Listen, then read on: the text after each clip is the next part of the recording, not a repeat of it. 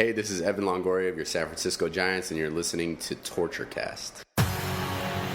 You're listening to a podcast by and for fans of the three-time world champion, San Francisco Giants.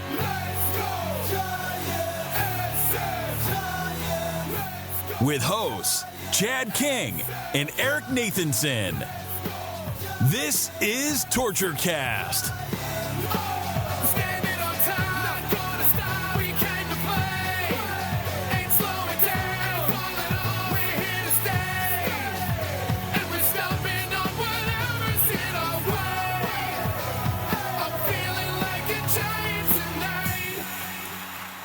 It's Wednesday, April 21st, 2021, and this is episode 221 of the TortureCast, the podcast by and for fans of your San Francisco Giants. I'm your host, Chad King, and joining me today, near Las Vegas, is Eric Nathanson. Don't be too distracted with the game. We're just podcasting during a game. Who's going to watch the game when we're on, right? Hey, Chad, I'm going to apologize and say this is all my fault because I was unable to go Monday morning when we would not have run into a game. But hey, morning baseball, you get coffee, baseball, and us. That's right. So you can do a little split screen action, right? So yeah. I'm sure you're tired of John Miller at this point. I'm sure you're watching the game while we're doing this. I know I've got it open next to me. Yeah, I'm sure the Giants chatter thread is working right now. So that's cool. Oh, yeah, but probably. Yeah, so we were just delayed a couple of days, but that's okay. It gives us a few more games to go ahead and review. Look, I mean, we were talking just very briefly pre-show is if, the goal of the season is obviously to be 500 overall. I think that is what this team is capable of doing. They're having an excellent start to the season right now. And today's game is not going very well at the moment, but there's plenty of baseball left. As we saw last night, they were down 4-0 and ended up winning that game. Today, they're down 3-0 after 3. So there's still plenty of baseball left. But the goal is to be 500 on the road. And that's amazing, right? If a team can accomplish that and then be above 500 at home, they're doing their job and they're giving themselves a chance to be in the playoff hunt. And so if the Giants lose today, they're 3-3 on this road trip, 6-6 on the road overall in the season. So, I take that as a victory so far. Obviously, they would win this series in Philly. Yeah, it is the old adage, 500 road, win at home. And I'm impressed to see what they've done after two kind of gut punch losses to start the road trip in Miami. The fact that their bats woke up last night, this is more the Giants team we expected to see. They're starting to hit the ball a little bit, and that's going to help win these games because the pitching can't keep it up. I'm just shocked. You wrote in the notes, and I don't want to jump down. I'm just shocked at how good their record is after 17 games compared to years past. Yeah, I had no idea they were starting off better than any of the championship years.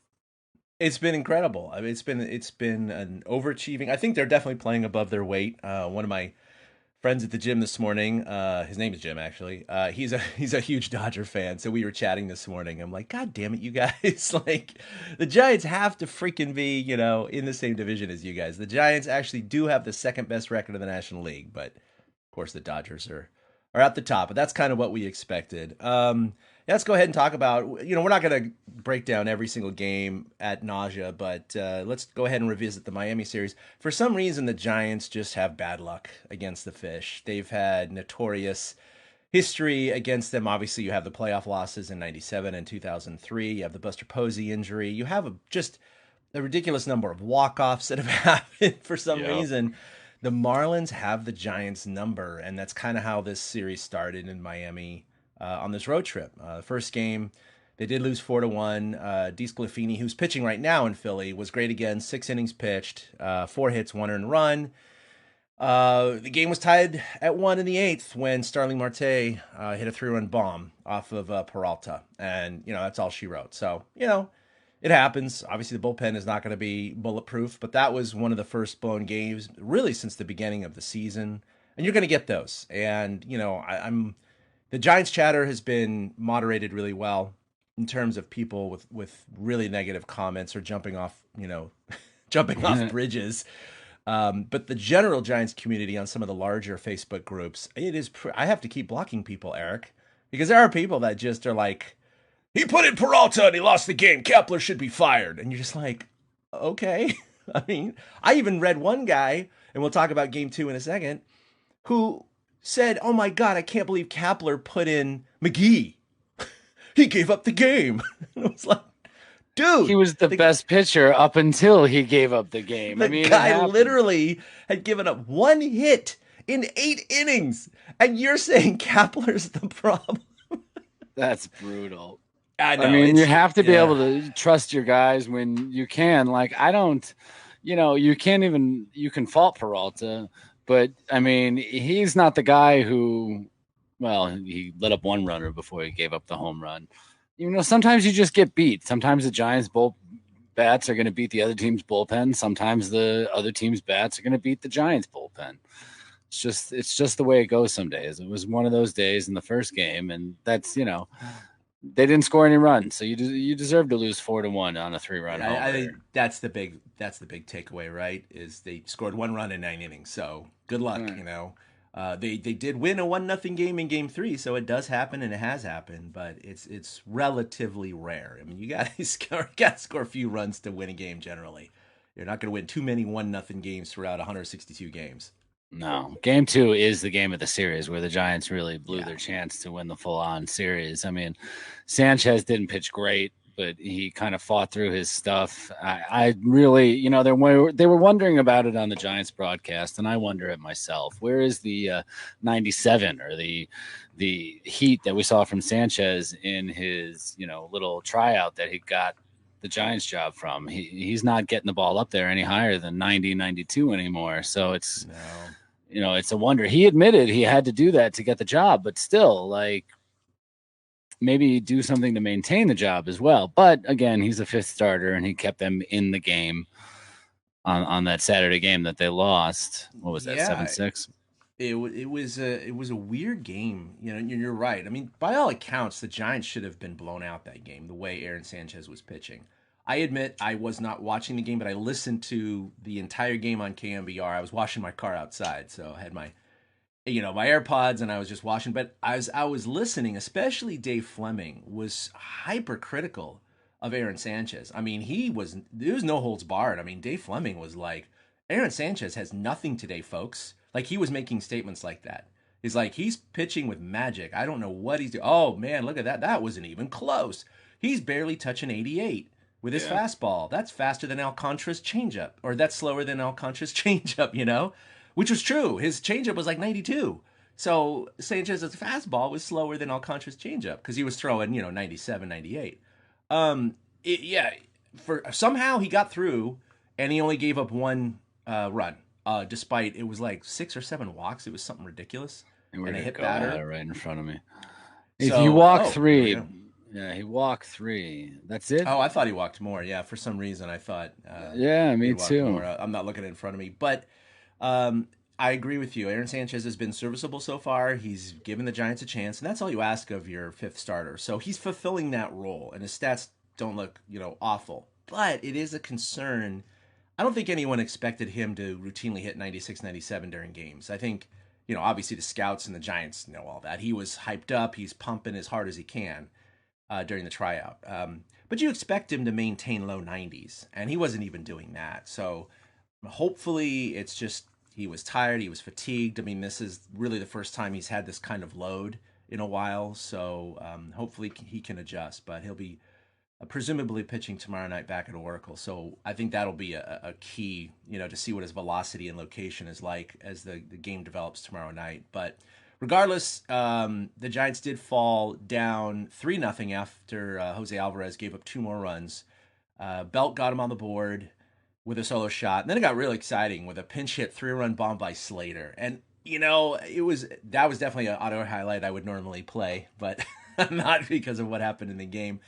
But that was they're only their 4th pinch hit and some ridiculous number of at-bats, but every single one of their pinch hits has been huge for some reason. Their batting average for pinch hitting is horrible, but the times in which they get those hits, which we referred to last episode, their timely hits has really what's been contributing to their above 500 record so far, even despite their batting average being so low. And that was just awesome. These are pinch hit home runs too that they seem to Yeah. be hitting, and all of them are coming with runners on base. I remember Dickerson. I think Yastrzemski is the only one who has a solo shot pinch hitting, because even last night in the game we'll get to, Flores hit a 3-run bomb pinch hitting. And so every time they're doing it, it is one of those clutch timing, because that's what, 4 pinch hit home runs total on the season. And up to that day, they had 4 pinch hits, period. So what is it? They probably have 5 or 6 now on the entire season. And most of them are home runs. Yeah. Right. And it's just, it goes to show, too, the Giants were fighting Alcantara, and they finally were able to put something together on him, which forced them to pull him from the game, and Slater delivered. Like, that's what you want to see from your team. That's why Saturday became such a frustrating loss in Miami, because they were able to come back from 3-0 down, take the lead 5-3, and you kind of figured from there they were going to be able to cruise, especially when you got Jake no-hitting McGee coming in the 9th inning. But as we know, baseball is a fickle game. It is a fickle mistress. And Tyler Rogers, I love the guy. He just feels like the Rudy on the team. He doesn't pass the eye test. You know what I'm saying? Yeah. You watch him and you watch his junk, and you're just like, how is he succeeding? I don't understand. But you know what? It's working. And, no matter how much an adventure it may be with Tyler Rogers, you can't argue with the results.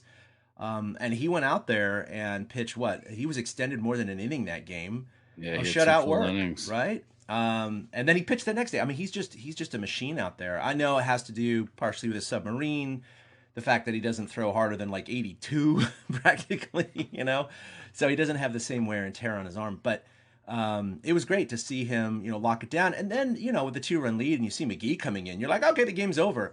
And it's been a long time since we've kind of felt like that with a closer, The dude had only given up one hit in 8 innings. And that was his previous, or I think the second to his previous appearance. And so you're like, okay, he's got this, no problem. Base hit. All right, that's just a hit. Tying runs coming up. That's no big deal. Base hit. Still no big deal. Base hit. And suddenly you're like, something's different here. Something's really different here. And for whatever reason, he just didn't have it. And as it turns out, he was put on the temporary COVID list for lingering effects due to the vaccination shot. Logan Webb was placed on it as well. I think there could be some validity to that, but we'll never really know. Kapler said, oh yeah, they had lingering effects. So maybe it had something to do with, maybe he had some fatigue or some soreness or whatever. Point being, he gave up 4 hits and a walk that inning. He still got it to 2 outs. Yeah. And they were still up. Yeah. Right. He got those 2 foul pop-ups, and it's like, okay, he's going to get out of this. You don't have to worry about it. And then there's that man again, Starling Marte. Yeah. And so he was 1 strike away from ending, with the Giants' victory. And Marte came through with the hit. Again, 2-out hits, which is your moniker. It's fantastic. It's just so applicable in these situations. But, they tied it, so they didn't go ahead, and you're thinking, okay, they still have a chance, but we talked about how if the visiting team doesn't score with that runner on second base in extra innings, the home team has like an 82% chance of winning. Well, they got that runner home, and so they had the 1-run lead, and then Garcia came in, and again, 2 outs, 2 runners on, and their catcher, Jorge Alfaro, ripped a 2-run double to walk it off. 2 runs scored, and the Marlins won 7-6. Again, down to the last out. So this is baseball for you, right? I mean, you have a lockdown closer who's been untouchable this year, give it up, and then the Giants take the lead, and again, they get to 2 outs. So it's just one of those victories that was in their grasp, and they just dropped it, And it's going to happen. I mean, you play 162 games, you're going to have more than a handful of heartbreakers. But at the same time, you're going to have more than a handful, hopefully, of where you're the spoiler as well, which we'll get to, of course, with Philly last night. I was going to say that's that kind of game that they did it with. Plus, you brought up somebody immediately was like, how could he go to McGee in that situation when that's McGee's situation? Like, he's not losing his closer role because of one game. That was just one game. And the Giants and the bullpen specifically went out and showed it the next couple of games and shoved it back down the other team's throats. Finally, not finally, but instead of getting beaten around like they did in the first couple of games to Miami. Like pitching still became the story over the weekend by the fact that they were able to win 1-0 on Sunday and bounce back after losing an extra inning game like that. I mean, that is one of those games we're not going to look back on it, but that's one of those games you can point to if the Giants miss the playoffs by a game or two. That's one of those games. It is. Yeah, this year's marketing slogan is resilient SF. First of all, I just that it's not a good. It's a horrible. It doesn't work as a catchphrase or whatever. That said, they did show the resiliency by coming back after a really tough mental loss by locking it down in Game 3. Alex Wood, of course, makes his Giants debut and pitched 5 innings of shutout ball, allowed only 3 hits, struck out 4. And the bullpen, which everyone seems to keep jumping on, held them scoreless for 4 innings. And Tyler Rogers back out there again with his rubber arm, gets the save. And then, of course, Camilo Doval made his Major League debut. Never pitched above high A ball, but he's the guy in spring who was just blowing doors off of everyone. And he came out and retired the side in order after coming in with a 1-0 lead, which was, it's a high leverage situation. Here he is with his Major League debut, and they're like trusting him to hold a 1-run lead, and he did, and he struck out 2 in his perfect inning. So he looked. I mean, again, this is just what we see on TV, Eric, and we're not baseball scouts, but we've been around baseball all our lives. He seemed comfortable. He had the body language of like, yeah, this is no big deal, which is really cool. He seems to have that confidence, like he's doing what he's supposed to be doing. And I mean, he's the guy I've been most excited to see come up and fire through. He's been somebody on Giants chatter that everybody's been talking up, Camilo Doval, because he could be a closer at some point with that kind of stuff. And we won't even be having Jake McGee discussions, but I don't think that's the case just yet, but he does. He's like a man out there. He's not a kid. He's not scared. He knows that he's good. And it is impressive to come in the bottom of the 7th inning in a 1-0 game and be able to get 2 strikeouts and a ground out. And if I'm not mistaken, the ground out wasn't even like hard, solid, crazy contact. So, plus it gives Kapler another option. We needed another right-handed option out of the bullpen, and Doval can provide that for the Giants right now because they were running out of options with the injury to Cueto. Yeah, for sure. So, we went into that game. I personally was like, oh boy, this could be a sweep by the Fish. And with that 1-0 lead, I just thought something might happen. Oh, it looks like we might have Willie Dills joining us here in a minute. So I'll add him to the stream in just a second. Just to let you audio listeners know, we are streaming live on Facebook. And so Willie Dills has joined us. How you doing, Willie? Yep. I'm good, man. Got a little soreness in the arm today for sure, but we had our little Hard Edition podcast last night, and Willie's officially been microchipped, so we know where he is at all times. Yep. We're all being tracked. I can see you on my iPad right now, so know everything about you. So thank you, Bill Gates. Appreciate it.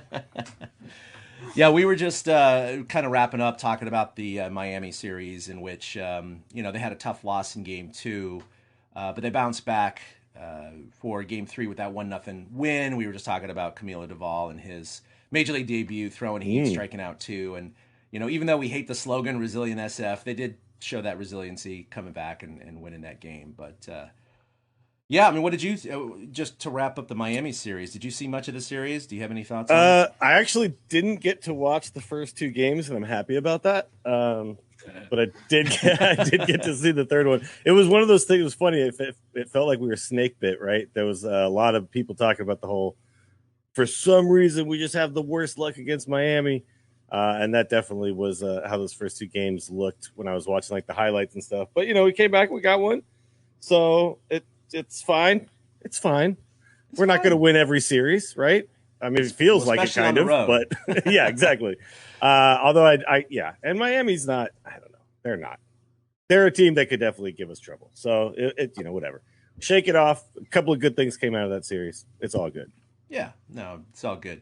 So they roll into Philly, and here we go. Gabe Kapler facing his old team for the first time. And by the way, I didn't mention this at the beginning of the show, but this is the first East Coast trip for the Giants, of course, since 2019. Oh yeah, From last year's shortened season, they stayed on the West. I mean, they went as far as your state of Texas, but they never hit the East Coast. So this is their first trip in a year and a half, almost 2 years. So it's kind of nice to see some East Coast baseball. It's really weird. Like right now, the Giants are playing, and the game started in the morning. So it's strange having that experience again of these morning games. is it still in a rain delay right now? No, it's Are they top back up? 5. Okay. Yeah, Buster's just hit a double. It's top 5. They're down 3-0.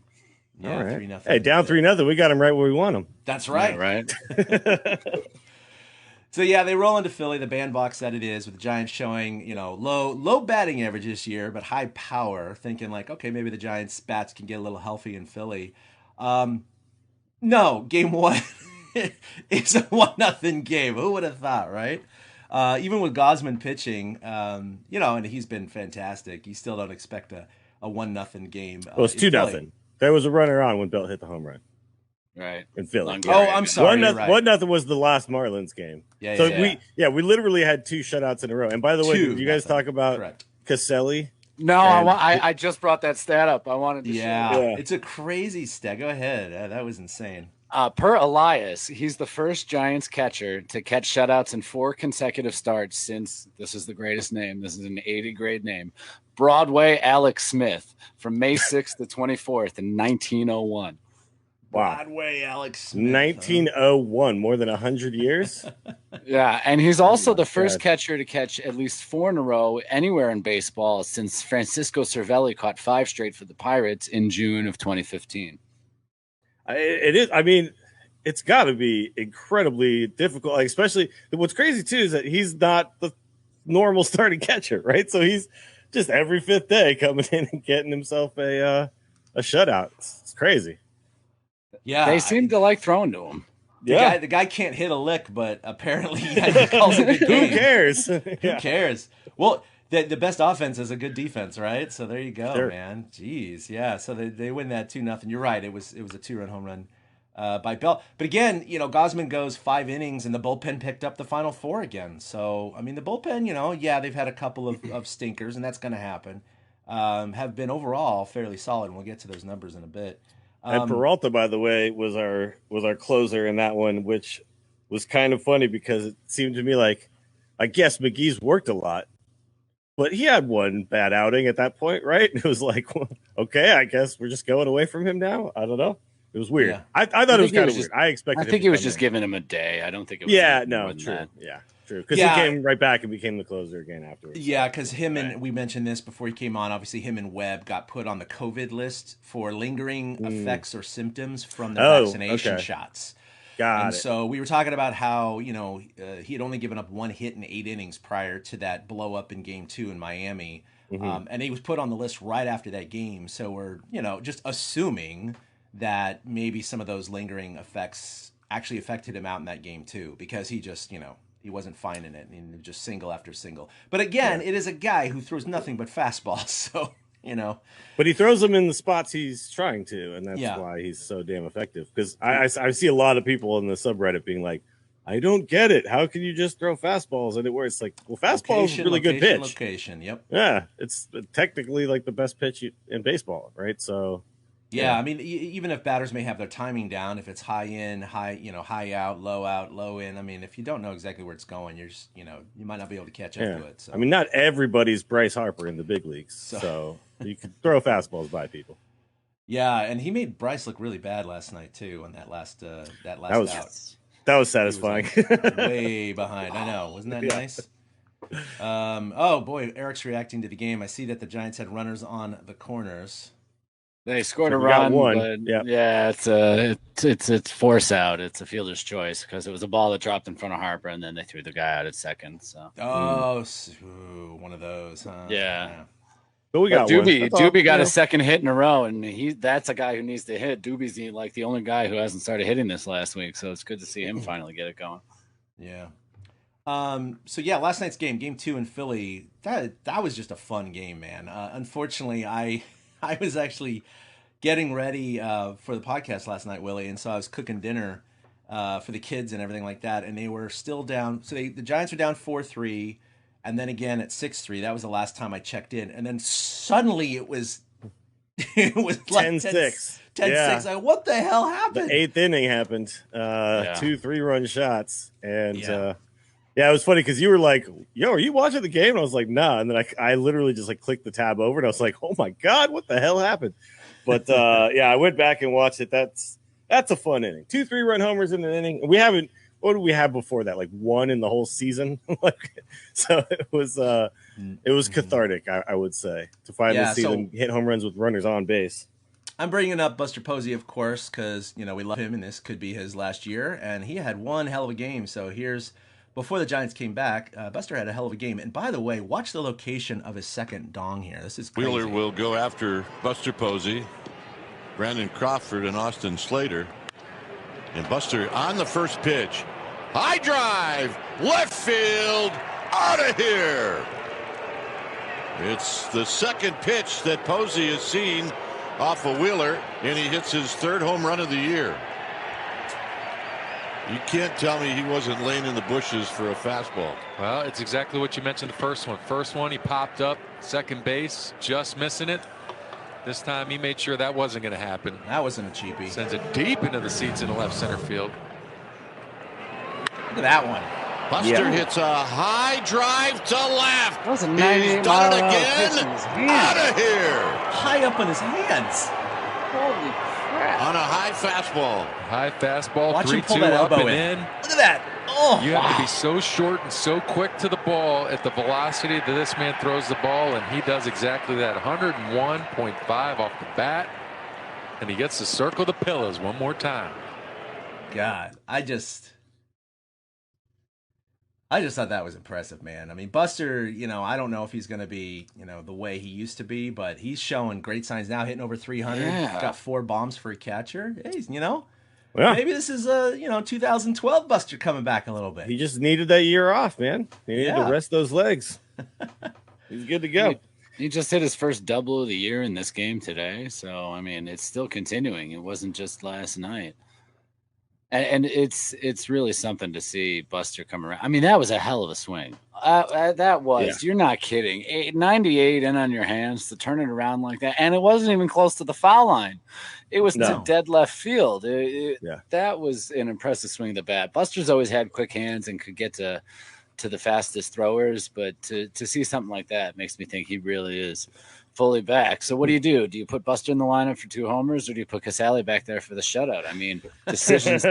Tough. Yeah, these are first world problems, right? But yeah, it's funny because that's not your typical Buster swing. I think that we've gotten used to. He usually likes to extend, Mm-hmm. But it's good to see him being able to cover, all parts of the plate and all parts of not even the strike zone. Like he must be seeing the ball well. But that homer, so it's funny because last night was basically a home run fest.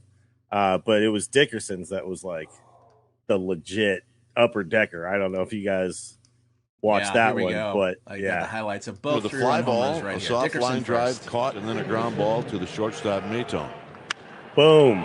High drive, right field. It is out of here, and the Giants take the lead. Did we mention he had a scoreless streak going? By the way, that wasn't enough. We did need the second one. Dickerson's 3rd home run of the year. It's the 4th home run of the game for the Giants. And just like that, it's 7-6. Flores hits a high drive to left. It is out of here. A 3-run home run, the second in the inning, and the Giants lead 10-6.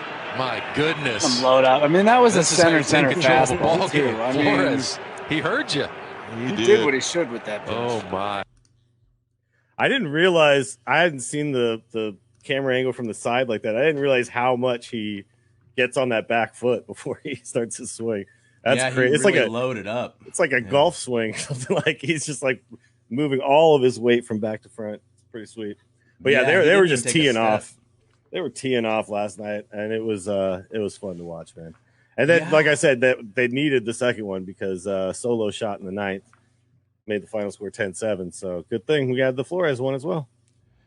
Yeah, no doubt. And it's crazy. It's not often you score 10 runs and all 10 runs were via the home run. That's what's insane to me. Well, that's not weird this year for the Giants. That's basically how they're scoring. They're not putting rallies together. They're just bombing it out of the park. It is crazy. You had Brandon Belt, with a 2-run home run. That was the score there. And then here you had a pair by Posey, a 2-run home run by La Stella, and then 2 3-run bombs by Dickerson and Flores. And boom, 10 runs. You're like, okay, screw manufacturing runs, man. Mm-hmm. Let's just hit it out of the park. I mean, this is the way the game has evolved, right? And then, Eric and I were talking prior to the show, and right now the Giants are tied for the most home runs in the majors with 25, which is like the Giants. I mean, they haven't done things like that since Bonds was on the team, Well, everybody in the lineup can do it, right? Like DeBon is like the only guy you're not like, he won't do it. But everybody else, like at any moment, they could launch one out. So it's they're fun to watch right now. Yeah. This is crazy. We're talking pinch hits, Chad. They have 6 pinch hits on the season, a double, a triple, and 4 homers. Yeah. They're still hitting no, that's the BABIP. They're hitting 143 as pinch hitters, but every single one of them has been an extra base hit. They've driven in 9 runs, pinch hitters. Well, okay, so Flores, Yaz, Ruff, Crawford, Brandon Bell, all of sub 200 batting averages. Yeah. But somehow we're like winning ball games, scoring runs, and it's just we're just launching balls. It's like it doesn't look like they're swinging for the fences every single time, but maybe that's what's happening. I don't know. Maybe this is the new brand. It's just like, hey, don't worry about your batting average. Just try to hit it as hard as you freaking can every time you come. Well, that's what's so weird about how the game has evolved in all these young kids coming up, and that's what they're taught now. God, when I was a kid. And even when I was, playing amateur ball, it was, I got 2 strikes, choke up, slap the ball somewhere, right? Make contact, get on base, manufacture runs. Nowadays, it's just grip it and rip it no matter what. And if you strike out, you strike out. It's just a much less valued, bad result than it used to be because it is all about power now. It's hitting to the gaps and over the fence. And it's like crazy. The Steph Curry approach to basketball. It's like, you're right. It doesn't matter if you miss 3-pointers because you make another one and it's worth 3 points, so it's fine. Yeah. Half court shots and bat flips, that's what we're doing what's now. Worth more than a single? A home run is worth more than a single. Would you rather hit 2 singles in a game or a 2-run bomb in a game? Yeah. It's like, okay, I'll take the homer, and go 1 for 5 or whatever. So I know it is weird, but I mean it's working, right? The Giants are 11-6 prior to today's game, 2.5 games back of LA. They have the second best record in the National League behind those same Dodgers. And it's also the Giants' best 17-game start since 2003 when they were 15-2. Damn. So this is a better start than even their championship years, at least for the first 17 games. I know that's saying something, but hell, I mean, we'll take it. I would have never thought they would have started at 11-6. I mean, Stop the count. Great. Stop the count. Let's do the playoffs. Can we have a 20-game season? Let's just do the playoffs games? Now. We're ready. They're holding the wild card right now. Let's do it. Let's play the wild card game now. Oh, man. No, it's great to see, and we'll get into some of the stats that I think some of it's good news, some of it's bad news in terms of, where the Giants, may progress or recede as the season goes on. Let's talk a little bit about roster moves. Cueto, of course, best case scenario, Eric and I thought, was just a mild strain, a grade 1 somewhere, and that's what he was diagnosed with. It was a lat strain, which is a grade 1. So he's put on the 10-day IL. We'll see how long that really lasts and if he's going to miss 2 starts or more. He's been fantastic so far this year. We need some more triple shimmy in our rotation. So that'd be good to see. But Alex Wood, like before you came on, we were talking about him. He filled in really, really nicely. Both McGee and Webb were placed on that COVID injured list for just a couple of days due to their lingering effects from the vaccine. Both of them have since been activated. Of course, Logan Webb did pitch last night. Let's see. Duggar stayed up as a result. Chadwick Trump was called up. And since then, Trevor Gutt was called up and then DFA'd. I don't even know how that works. I wonder what the conversation was. Like, you're being called up to be DFA'd, or was it, hey, Trevor, come on up. Oh, now you're DFA'd. That's got to be a little rough. So no one's picked him up as far as I know, right? I mean, the I assumption haven't was seen anybody he'd pick probably him up. clear waivers and just be reassigned, I guess. Of course, Webb and McGee, like I said, were just activated. Selman has since been called up and then sent back down. So a lot of moving parts, but the end of the story here is we got Webb in the rotation instead of Cueto because Wood is back. That's really the only functional change that I can see right now. And it's nice to have a lefty breaking up the righties finally in the rotation. Yeah. Giants have been throwing out all righties so far this year. And Wood looked pretty good for his first start. You're right. We didn't really cover him much for that Sunday game, but he did. And he looks like somebody who the Giants are just the place for pitchers to come and reclaim their pitching. I mean, Disco's done it so far. Gaussman has shown it, and he became an ace doing it.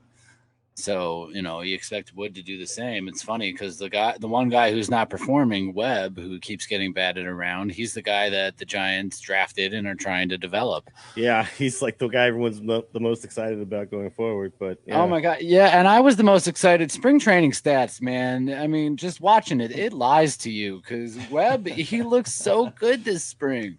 And then he really hasn't looked good at all. Well, there was the one game where they were talking about his sinker's got too much movement on it right now and he can't control it. So it seems like he's just really fighting it and he just can't figure out how to get that thing consistently in the zone. So it ends up he kind of gives in, I think, a lot to the strike zone. And that's why he's starting to get hit around. Because at first he was getting a lot of ground balls and he was getting a lot of swing and misses. And now all of a sudden it's just like everything. What's funny is he's missing low too. Right. It's not like he's like leaving it up in the zone. He can't get it into the zone. He can't get it like at the knees or even like tease the zone. So a lot of guys are now just sitting back and waiting for anything else. And he's giving in. So hopefully he can figure that out. It's like his arm's too live right now. So it's a weird problem. Calm down. Give some of that power to Aaron Sanchez. He needs to get a shot in that pitching arm and then deaden that thing a little bit. Giants are fifth in baseball in team ERA at 2.95, so we'll take that. Starters are fourth in the major leagues with a 2.51, and that went up a little bit from Webb's start last night. It was like a 2.39 prior to that. And then again, prior to Webb's start last night, the 16 previous games, every starter had gone at least 5 innings. Last night Webb went 4, so he finally broke that streak.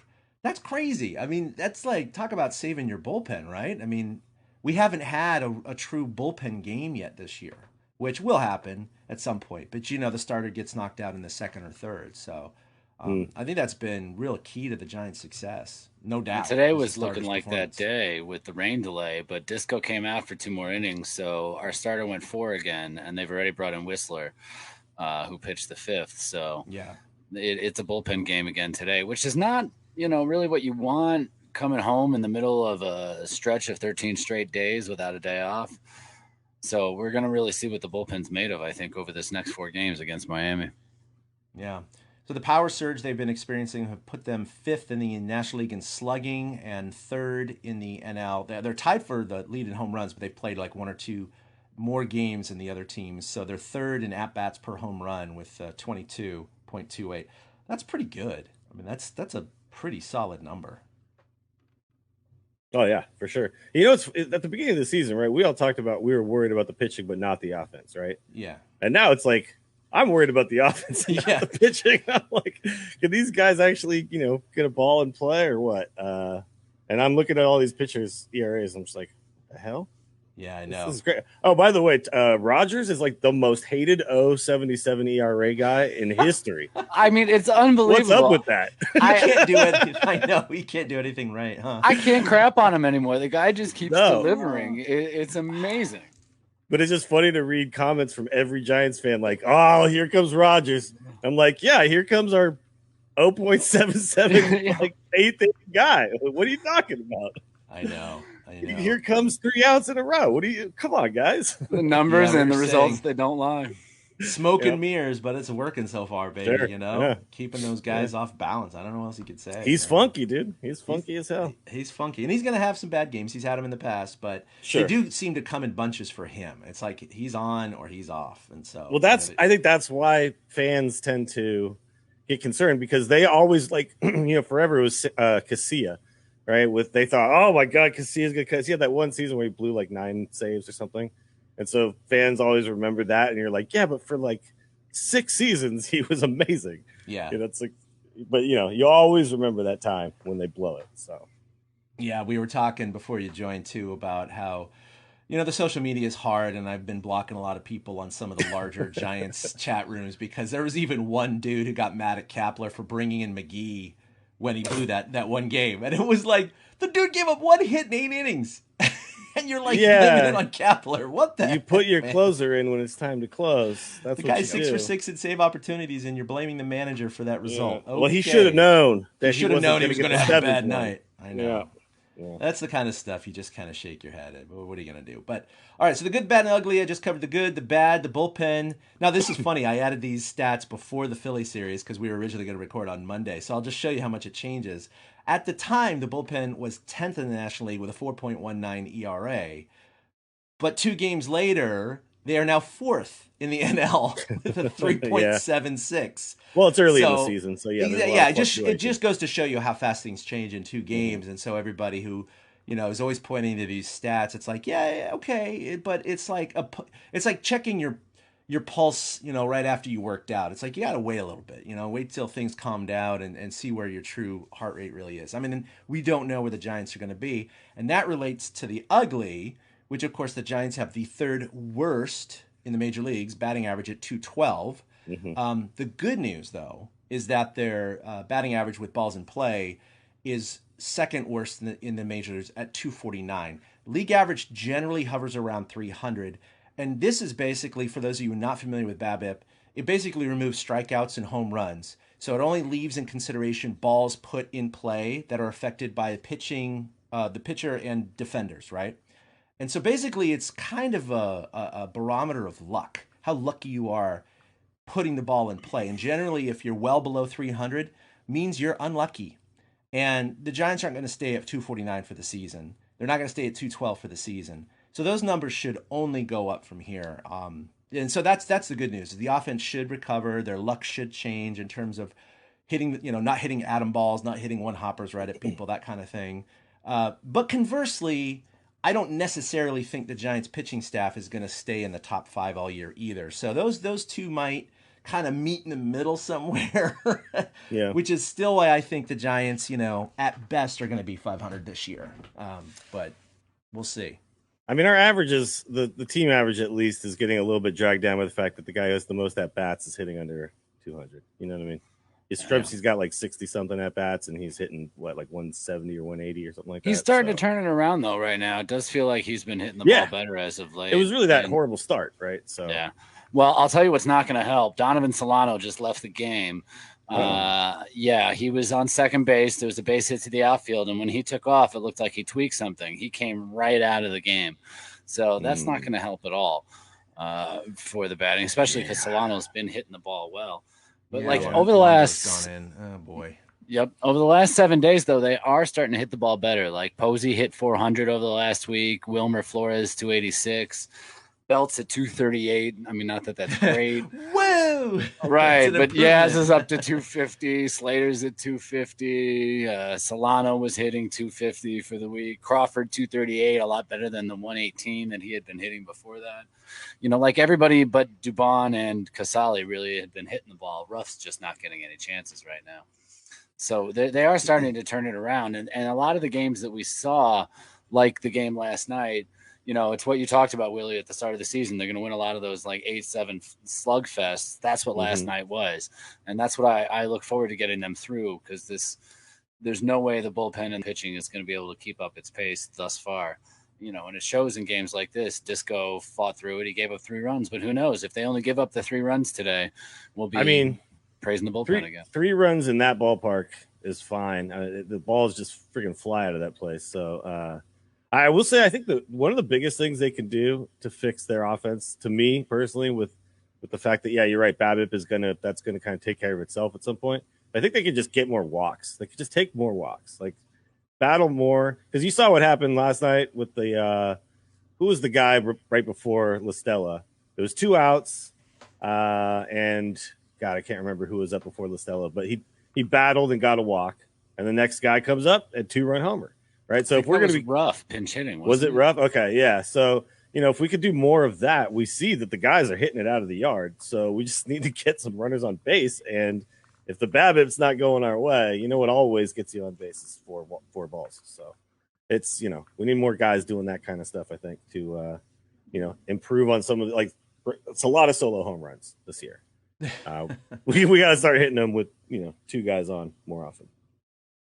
Yeah, it would be great if this felt more like that, 2003 team where they were just bombing the crap out of the ball. We just, they got that 15-2 start. That was a fun team to watch. I just looked actually. Yeah, we're 24th in on base percentage. So there you go. Yeah, and that's something that Farhan really values, right? In his signings is really the on base. That's Moneyball, baby. Moneyball. That's right. That's why we're stuck with the 3 true outcomes of like a home run, a strikeout, or a walk. You know, that's kind of the result of the baseball that we're watching. Yeah, like right now, 33% of all plays are those 3 things. Yeah, it's pretty crazy. Might even be higher than that now because of the localized approach. Like right now, Posey's up with first and third, and I'm expecting one of those 3 outcomes probably. I mean, that's all you're rooting for. He swung 3-0, so that was interesting. But he's hot right now, right? So why not? Sure. What if he yanks another one into that bandbox, and the Giants get the lead? Why not? So he's battling now. He's a guy you let hit 3-0. I mean, with his eye and the way he swings the ball. That's why we see the approach at the plate has not been bad for the Giants hitters. Like when they're connecting with the ball, you talk about all the solo home runs. I mean, at least we're talking about home runs. Imagine if they weren't hitting the ball out of the ballpark, they wouldn't be sitting at 11-6. They'd be like 6-11 at this point. There are definitely, I said it earlier, games like the other day are the ones you point to and say, that could be a swing game, but they've already had 2-3 of those games go in their favor as well. So, it gives the bats credit for at least coming through in the times where they need to. But you're right. If they can get on base more and drive in more runs, it'll make it a lot easier on this pitching staff. Because I really feel like the bullpen, every time they come in, it is bite your nails. Are they going to be able to hang on type time? Yeah. Well, Posey flew out to right field, so that's the end of the middle of the 6th right now. The Giants are still down 3-1. But again, 3 more at-bats left. They still got some time. All right, well, coming up for the Giants, they will be back home tomorrow night at Oracle for a 4-game wraparound series against the Marlins. And then the Rockies come in yet again to San Francisco for 3. So we should be recording next Monday to review the Miami series. Hopefully they get a little bit better luck against the Fish back at home. I was originally going to go to tomorrow night's game, but that's not going to work out. So hopefully another series after that. What else is happening around the league? I don't have any other notes here, except the A's have won like 11 in a row. What the hell's going on with them? Well, they do that. Right, that's how I felt. Like they start 1-7 and then they win 11 in a row. It's like what? Yeah, the A's is like the streakiest team in baseball for some reason. I don't really get it.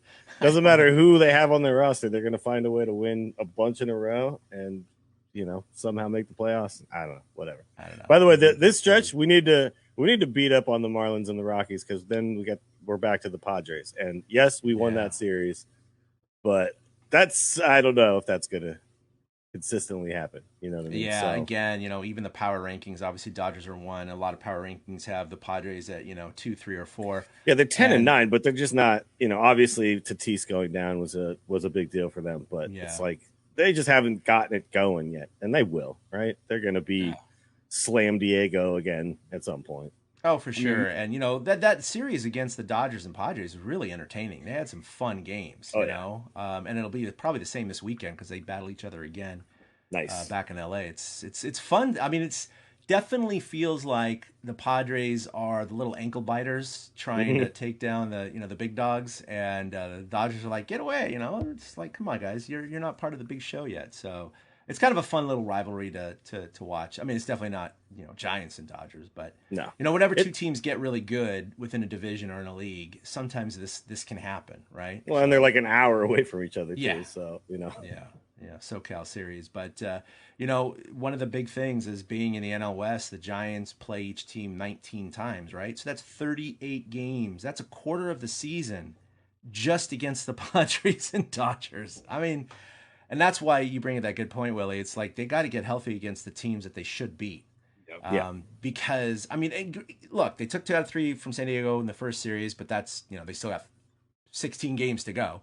They played the Dodgers well last year. They usually do play the Dodgers well. There's something about both teams play to each other's levels for that rivalry. That said, things could go south really quick, though, especially the way the Dodgers are playing right now. They're 14-4, and they're just crushing everyone. And you could get into the first 9 games against the Dodgers, and the Giants win 2 of those, and suddenly they're sinking in the standings. So they need to get healthy against these teams, because it's going to be tough against those 2 teams for 38 games. But hey, stranger things have happened. I mean, this could be reminiscent of the 2010 team. Maybe this is a team that is overachieving in the beginning, and they continue to do so. And who knows? Maybe some strange things will happen. But I'm not going to get too excited until about the 40 game mark. That's kind of. But they do. I don't know. Talking about it. They do have that feel of like the like lovable underdogs, like just the kind of random group of guys. They all seem to be having fun. There doesn't seem to be any weird tensions or anything anywhere. Like they just seem to be out there playing ball, and there's not a lot of expectations. So, when there's not a lot of expectations and you're just, going out there and having fun, good things can happen, man. And I'm having a great time watching them. So, no matter what happens this season, I love this team. I love this squad of guys. So, and that's kind of how I felt about 20. Nobody expected 2010, right? We're look at all these guys that I like. Yeah. All right. Whoa. What? The Padres choked? Okay. That's why they called them the Misfits, and they just patched together, a Pat Burrell, and let's claim Cody Ross off the Marlins to block. And then let's just win it all. To block the Padres from getting them. Right? It was like all these weird moves that just somehow worked out, and like you said, the Padres choked down the stretch, and then they enabled that them to win the West, and then we all know what happened from there. So I don't think the Dodgers are going to choke. I was going to say that. That's literally where my head was at. I was like, no, maybe not first place in the division. No. I am not suggesting winning the West. The Dodgers have won 8 in a row, 8 division titles in a row, and they've shown no signs of slowing down there. So it's, in fact, it's the Dodgers. Likewise with the Giants, the best start since 2003. It's the Dodgers' best start, like in LA. Period. Like they're they're playing just ridiculous ball right now. And so, remember what was it, 2018 or something like that? The Dodgers after the All-Star break went like 35-7 or something insane at some point. They were like winning 4 out of 5 games, for a very. I mean, their roster's not fair. So I know. It's if they weren't doing this, I'd be like, you suck. Yeah, you guys suck. They're playing a bunch of AAA teams. I don't know what it is, man. But that's the nice thing about watching this year for me, is that I tend to get over emotional during the Giants championship years, especially when it was kind of expected. Now it's like, I don't know, having this record is like playing with house money. So I'm kind of just like riding the wave and having a good time. And if they lose, they lose. It's not a big deal. Heartbreakers are going to happen. But looks like Eric just reacted to something bad. Oh. Dick misplayed a ball. Yeah. He Phillies got just past him to scored. let the run score. Yeah. All right. He could have kept it in front of him, and it would have been at least first and third, but he didn't. So And it got got an by him. error there. Yeah. Yeah, probably just to get the run in. But I mean, it was a base hit anyways. It's, like I said, this is one of those games where it just doesn't feel like it's going the Giants' way. And who's going to complain? There'll be 500 road trip, 500 on the road on the season, and it's like you guys, I enjoy the hell out of watching these guys, because now Dick's going to come up there and try to atone for his sins if there's anybody on base in any good situation. So they're a lot of fun. I love watching it. They all have these personalities. It's like you said, Willie. There's nobody that really rubs you the wrong way, or there's no Eric Sogard on this team. It's you don't have to worry about some jackass who's going to. Coonrod's on the other team now, right? Yeah. Those kind of guys are gone. So yeah, I saw that he pitched last night. So I mean, he throws the ball hard. He was throwing flame. Yeah, I was like, oh god, that's 100 miles an hour. Yeah, he had 2 of the top 5 fastest pitches yesterday. Yeah. Oh wow, yeah. I mean, he may throw hard, but hey, we got some guys that throw hard too, though. Yeah. We'll see Doval again. I want to see him back out there. I know, man. That was sweet. God, I bet we see him today with this. It's just so fun. Yeah, probably. It's so fun to have guys like that in the bullpen, and I'm so glad he's here. Let's go. Let's bring these guys up. Come on, this is the year to do it. But like none of these guys have stuck. Like we had Ray Black, we had Coonrod. I mean, who else is it? It's so weird that none of these guys ever seem to stick around. You know, maybe Doval. It's Chad was talking about it earlier. He looks so comfortable out there on the mound. Maybe he is finally the guy to stick and stay in that role for the Giants because they don't have as many as the other teams seem to have. We always seem to flip them for somebody because we got who did we even get from Philly for Coonrod? Was it just cash? Oh, I don't even recall. Right? I mean, it wasn't like a pack of tobacco. I'm not sure. Right. Yeah, nothing memorable. That's for sure. Oh man. All right, well, that'll do it for episode 221. We'll be streaming live, hopefully again on Monday, to review the Miami series. You can follow us collectively at TortureCast on Twitter, like us on Facebook, where we do stream this podcast, or check us out at TortureCast.com, where we'll post all of our episodes and embed the Facebook video as well. You can follow us individually at ChadK21 for myself, at 2 Out Hits for Eric, that's with the number 2, and at Willie Dills for Willie. So other than the Hard Edition podcast that Willie and I are doing every Tuesday, which, by the way, was just posted last night, so check it out at, podbean.com/ I think it's hardedition.podbean.com. Okay. Or you can just Google Hard Edition and it should pop up. It's in all the spots pretty much. So what else you got going on? You've been streaming? Yeah, just stream twitch.tv/Willie Dills, where you can find me streaming the Hearthstone. I was trying to hit triple legend in Hearthstone this season. So there's 3 formats now, and if I can hit legend in all 3 of them, that'd be quite the feather in my cap. So we're going to be going for that. The Triple Crown. I'm going to try to become a Triple Crown winner this month. Nice. Eric, anything going on? Nope, just go to Facebook, join the Giants Chatter Facebook group. We have a lot of fun talking games. There's always game threads in there. And it's a good group of guys. We keep everything focused on Giants baseball, so there's no BS. There's no other extracurriculars whatsoever. So Giants Chatter, it's a good place, a good alternative for Giants fans to go when they don't want to deal with the crazies on certain other pages. It does seem a little more less reactionary, less recency bias, more people who are just long-term fans. Exactly. Yeah, I can speak from the admin perspective. That's how everybody kind of views it. So we don't have any crazy reactionary. The sky is chicken littles, I guess. Oh my God, he blew one save. Right. DFA. Yeah. DFA him now. We do all that stuff, but we do it tongue in cheek because it's a 162 game season, and everybody knows that. Yeah, it's a long haul. Which, by the way, I just downloaded MLB The Show last night for my PS5, so I'm gonna probably log on today and start building some crazy stadiums. That's a brand new feature in that series, so that's gonna be a lot of fun. We're talking you can push the foul poles out to 499 or as short as 270, and you can build walls as tall as 80 feet or as short as 2 feet. So you can make some funky ass dimensions. They got all the surrounding stuff. You can put an amusement park or buildings or desert or a beach or that kind of stuff. So it's going to be fun to kind of play around with that. So I'm looking forward to that. Maybe I'll share some of those videos down on TortureCast for baseball fans. But that'll do it for episode 221. We'll see you next Monday. And hopefully the Giants do a little bit better against the Fish. Of course, the Giants are losing 4-1 right now, but that's okay. They'll still be 500 on the road. So until Monday, we'll see you then. Aboom. A big thank you to everybody for listening to the TortureCast, the podcast by and for fans of the San Francisco Giants. Follow us on Twitter at TortureCast. You can also like us on Facebook or check out our blog at TortureCast.com. I also want to say thank you to Ashcon and Bailey for letting us use their song Feeling Like a Giant for our intro. For Ben Lee and Chad King, my name is Willie Dills saying, we'll see you next time.